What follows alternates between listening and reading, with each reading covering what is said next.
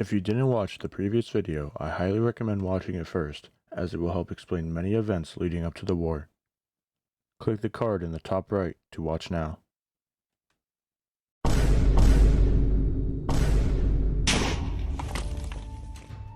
Welcome to Yulrith, a young world once known for its ability to keep harmony between those with different ideas, now ready to dip its toes into its first war. Bloodlust just declared war on Kimon after the nation's leader went on vacation at 10:03 a.m. on March 19th. As a result, Kimon's second-in-command, Blitz, took his place. Blitz, known for his thirst for blood, took command of his army, promising Bloodlust humiliation. Meanwhile, in Ulfernacia, with just 100 blocks of barrier between them and Bloodlust, they knew they had a target painted on them, but they did not know how big it really was. One of Bloodlust's members took it into their own hands to steal all of the crop in Ulfernacia and brought them to their land. When Zombie, Ulfernacia's leader, found out about this, he was furious. He rushed to their base and ravaged the chest in search for what he thought was rightfully his. That was the last straw. He declared war on Bloodlust at 2:54 p.m. on the same day, along with Kimon. There was no backing out now. The war officially started 24 hours after the first declaration, so Bloodlust had little time to prepare. Both Kimon and Ulfernacia took time to research the best plan for attack, but did little to no planning together. They set out research teams to create the best possible weaponry. The two nations found a secret weapon, which would secure victory for any who could wield it. If you take a multi-shot crossbow and load it with harming 2 arrows, it will vaporize your enemies in a single shot, regardless of the armor in which they are wearing. Both nations decided not to share their findings in hopes of using them in future wars. It was quite humorous though, as they DM'd one another hinting that they had this weapon, but neither knew the other one had it. War was quickly approaching, and all sides were nearly prepared, when Sarkdark of Ulfernacia logs on in the middle of the no man's land between the nations of Bloodlust and Ulfernacia. He sees Hyper Starlet and Hyper Phantom. He kills them on sight and steals their loot. The two try to retaliate, but without their armor, they fail. In the coming hours, the teams finish preparing armor and weaponry, with Bloodlust falling behind as they just lost 2 sets of armor. The next morning, tensions are high, as the war is to start shortly. The teams frantically finish their last-minute preparations before all hell breaks loose. Kimon promises to send 1 man over to assist in the war effort, and so does Red Frontier. Zombie, Ulfernacia's leader, is appalled by the lack of support given by their supposed allies. It was clear that Ulfernacia was the front line, and on their own. By the time the war started, on March 20th at 10:03 a.m., the Allied help was reported to arrive later than expected, so Ulfernacia had to either hold back and wait for Bloodlust to strike first, or stage a full frontal assault. The problem was, Ulfernacia only had 2 active members at the time, Zombie and Sark. The two decided to make the push onto Bloodlust soil regardless.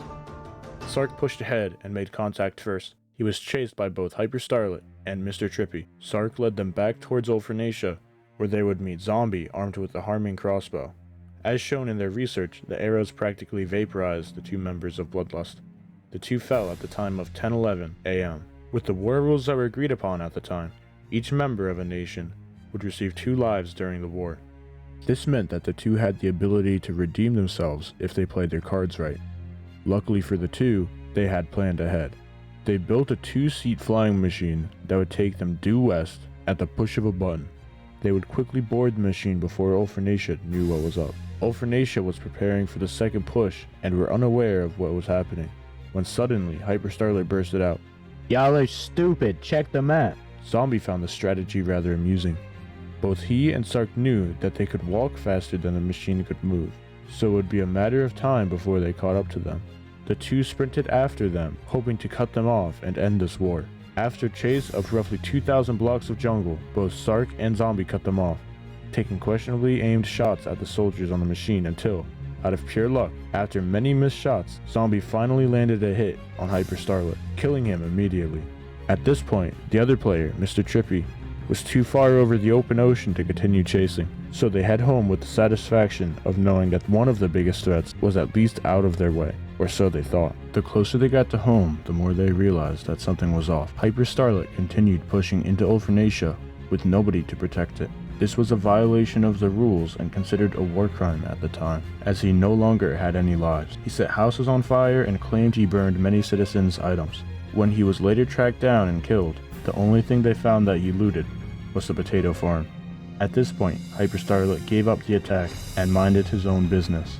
Trip was thousands of blocks away, and that number was only rising. Sark Dark volunteered to chase after him, using maps to locate his precise position. After 30+ minutes of travel, Sark finally reaches his position, catching him by surprise and executes him on the spot. This map strategy will go down as one of the best power plays of the war.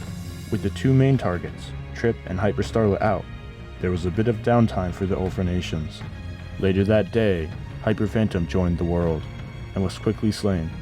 After this, he rushed into Ultranatia with his second life, grabbed a bunch of items, and left the game before he could be taken out.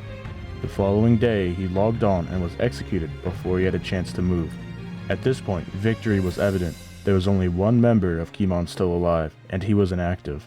When Captain Moxie logged on, he was already surrounded by the opposing armies. He immediately surrendered, knowing he didn't stand a chance. After all the winning nations discussed it, they decided that Blitz, the leader of Kimon, will have a one-on-one battle against Captain Moxie to end the war. Captain Moxie ended up winning, embarrassing Kimon. After this, he was quickly wiped out by one of Ultranatia's soldiers. After long discussions between Mask Productionz, Kimon's true leader, and Ultranatia's leader, yours truly, they decided that one of them would claim the land of Bloodlust and the other would get all the loot that was placed throughout their land. They agreed that Kimon would get the land, as it would make it easier for trading between the two nations. Ultranatia's leader knew that he was getting the short end of the stick, so he reached out to Kimon's temporary leader, Blitz. He convinced him to betray Kimon and sign a contract promising Ultranatia the land. He was all for this as he couldn't stand being under Mask's control, and wanted to cause him trouble. Ultranatia decided to take this time to expand their land even more, to the size it is as of writing this video. After all the members of Bloodlust discovered what happened, they were furious.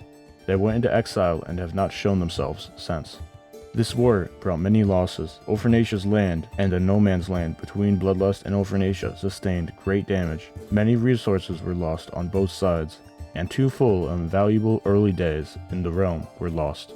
A nation fell as a result of their carelessness, and who knows what will happen when Mask Productionz discovers that Bloodlust's land was stolen from his grasp. But for now, at least, the world is at peace.